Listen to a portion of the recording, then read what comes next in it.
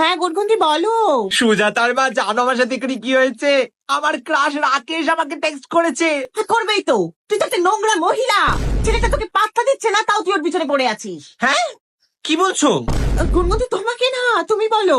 ও না, সে তোমাকে টেক্সট করেইছে। তো আমি ভাবছিলাম কি যে তীর্থ একদিন বাড়ি না থাকলে ওকে বাড়িতে ডাকবো। হ্যাঁ ডাকবেই তো। এটাকে কি বলে বলতো? পরকিয়া। এসব করে আর কতদিন টিকবি? তোকে ডিভোর্স দিয়ে দেবে। এই, কি বলছো নাকি?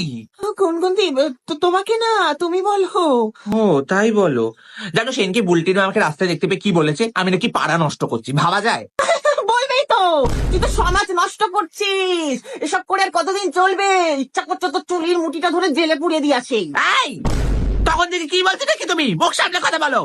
গুনগুনদি তোমাকে না, আমি তো সিরিয়াল দেখছিলাম কে আপন কে পর। ও তাই বলো বাবা, ভয় পাইয়ে দাও।